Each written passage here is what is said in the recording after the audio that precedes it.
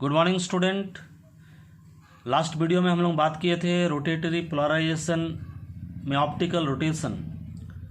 हम लोग देखे थे जो ये अगर निकोल प्रिज्म है और ये और एक निकोल प्रिज्म है, दोनों निकोल प्रिज्म को अगर एक दूसरे के क्रॉस्ड में रखा हुआ तो आप लोग जानते हैं निकोल प्रिज्म का इस पार में अगर अनपोलराइज लाइट अगर दें तो ये दो कंपोनेंट में रिजॉल्व हो जाता है।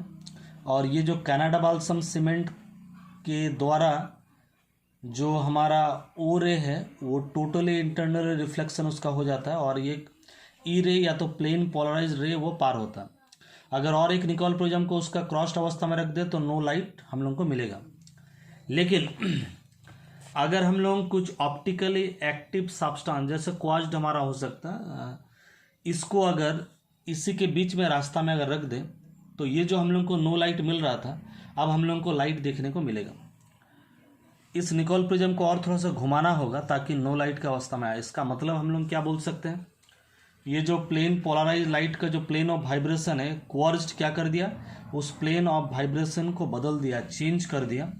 और जो सब्सटेंस प्लेन पोलराइज लाइट या पोलराइज लाइट का प्लेन ऑफ वाइब्रेशन को चेंज कर दे वैसे सब्सटेंस को हम लोग बोलते हैं ऑप्टिकली एक्टिव सब्सटेंस। तो क्यों ऐसा होता है, इसका एक्सप्लेनेशन क्या है, आज हम लोग फ्रेजनेल का एक्सप्लेनेशन आज हम लोग स्टार्ट करेंगे। तो फ्रेजनेल के अनुसार कोई भी जो सिंपल हार्मोनिक जो मोशन है, सिंपल हार्मोनिक वाइब्रेशन जो स्ट्रेट लाइन में जो हो रहा है, यहाँ पर जैसे सी ए ये बोल रहा है this is the resultant of two circular motion, दो सर्कुलर मोशन का, ये मान लीजिए इधर जा रहा है ये इधर जा रहा है, दो सर्कुलर मोशन जिसका एम्पलीट्यूड इसका ये जो एम्पलीट्यूड सी ए का एम्पलीट्यूड का हाफ हो और टू सर्कुलर मोशन दोनों का फ्रीक्वेंसी सेम होना चाहिए। और अपोजिट डायरेक्शन में ये अगर दो सर्कुलर मोशन दोनों का फ्रीक्वेंसी सेम है, अपोजिट डायरेक्शन हमारा मूव कर रहा है, दोनों को जोड़ने से जो उसका रिजल्टेंट होगा वो होगा अलोंग सी ए। ऐसे हम लोग parallelogram law of vector addition हम लोग पढ़े हैं। ये सी ए को अगर हम लोग रिजॉल्व करेंगे तो हम लोग को ये वाला और ये वाला पार्ट हमको सी पी और सी क्यू मिल जाएगा। तो फ्रेजनेल का एक्सप्लेनेशन है कोई जो सिंपल हार्मोनिक या सिंगल हार्मोनिक मोशन जो हो रहा यहाँ पर अलोंग सी ए, ये किसका रिजल्टेंट है, टू सर्कुलर मोशन, ये इधर जा रहा है ये इधर जा रहा है, टू सर्कुलर मोशन दोनों का फ्रीक्वेंसी सेम है और इसका जो एम्पलीट्यूड है उसका एम्पलीट्यूड का हाफ है और अपोजिट डायरेक्शन में मूव कर रहा है। ये उनका व्याख्या। उनके अनुसार जो कोई भी एक प्लेन पोलराइज लाइट जो क्रिस्टल में एंटर कर रहा अलोंग द ऑप्टिक एक्सिस, यहाँ पर ऑप्टिक एक्सिस हम लोग माने हैं सी ए, जो ऑप्टिक एक्सिस है सी ए बोल रहा जो ये ऑप्टिक एक्सिस सी ए के अलोंग में अगर कोई प्लेन पोलराइज लाइट एंटर करता तो वो स्प्लिट अप हो जाता, टू सर्कुलरली पोलराइज लाइट में स्प्लिट अप हो जाता और जिसका वाइब्रेशन ऑपोजिट डायरेक्शन में होगा, सेम फ्रीक्वेंसी वाला वाइब्रेशन होगा, ऑपोजिट डायरेक्शन में होगा।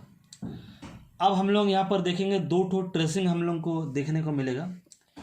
एक ट्रेसिंग होगा पी पॉइंट का जो रोटेट करेगा एंटी क्लॉकवाइज डायरेक्शन में, इसको हम लोग लेफ्ट हैंडेड हम लोग बोलते हैं। और दूसरा जो ट्रेसिंग होगा वो क्यू का, वो क्लॉकवाइज डायरेक्शन में, इसको हम लोग बोलेंगे राइट हैंडेड। ये लेफ्ट हैंडेड है और क्यू हमारा राइट हैंडेड है। यह है पहला पॉइंट। दूसरा पॉइंट है जैसे अगर हम लोग एक क्रिस्टल ले लेते हैं, कैल्साइट का क्रिस्टल ले लेते हैं जो कि ऑप्टिकली एक्टिव सब्सटेंस नहीं है। ऑप्टिकली एक्टिव सब्सटेंस हम उसको बोलेंगे जिससे अगर लाइट पार हो, पोलराइज लाइट पार हो तो उसका प्लेन ऑफ वाइब्रेशन चेंज हो जाएगा।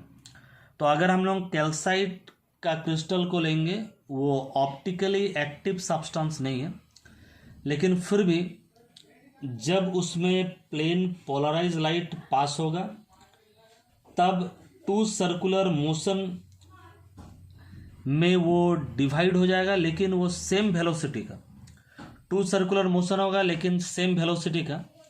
अगर टू सर्कुलर जैसे यहाँ पर ये सपोज अगर कैल्साइट का क्रिस्टल है हमारा, तो जब plane polarise along optic axis घुसेगा तो टू सर्कुलर मोशन में अलोंग सी पी और अलोंग सी क्यू, ये तो अगर हम लोग रिजॉल्व करके देखेंगे ये वाला है तो अलोंग सी पी होगा अलोंग सी क्यू, तो हमारा ये जो प्लेन सिंगल हार्मोनिक जो वाइब्रेशन है along straight line, this is the resultant of हम लोग क्या देखें ना टू सर्कुलर मोशन। तो कैल्साइट क्रिस्टल में क्या होगा, टू सर्कुलर मोशन हमारा यहाँ पर जन्म लेगा विथ सेम वेलोसिटी। अगर P और Q का जो ट्रेसिंग है वो साइमल्टेनियसली O से अगर स्टार्ट हो और अपना जो डायरेक्शन में, जैसे P हम लोग जानते हैं एंटी क्लॉकवाइज जाएगा, Q क्लॉकवाइज जाएगा, तो साइमल्टेनियसली अगर P और Q अगर हमारा O से स्टार्ट हो तो P इधर जाएगा, Q इधर जाएगा, लेकिन दोनों का वेलोसिटी होगा हमारा सेम।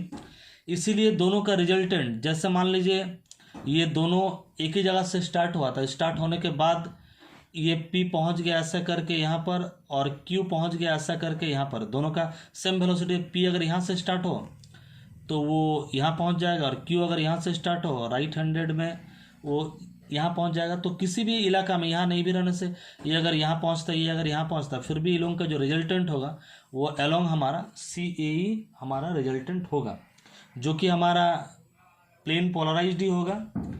और ये जो टू सर्कुलर जो मोशन है ये कंबाइन करेगा simple linear simple harmonic vibration along वही सेम जो है हमारा ऑप्टिक एक्सिस जिधर जा रहा था। इसीलिए इस तरह का क्रिस्टल में अगर प्लेन पोलराइज लाइट आए तो उसका प्लेन ऑफ वाइब्रेशन चेंज नहीं होगा, क्योंकि दो सर्कुलर मोशन का फ्रीक्वेंसी और वेलोसिटी सेम होगा। लेकिन अगर हमारा ऑप्टिकली एक्टिव सब्सटेंस जैसे कि हमारा क्वार्ट्ज है ऑप्टिकली एक्टिव सब्सटेंस, तो टू वाइब्रेशन जो आगे बढ़ेगा एक राइट डायरेक्शन में एक लेफ्ट डायरेक्शन में, दोनों का वेलोसिटी स्लाइटली डिफरेंट होगा।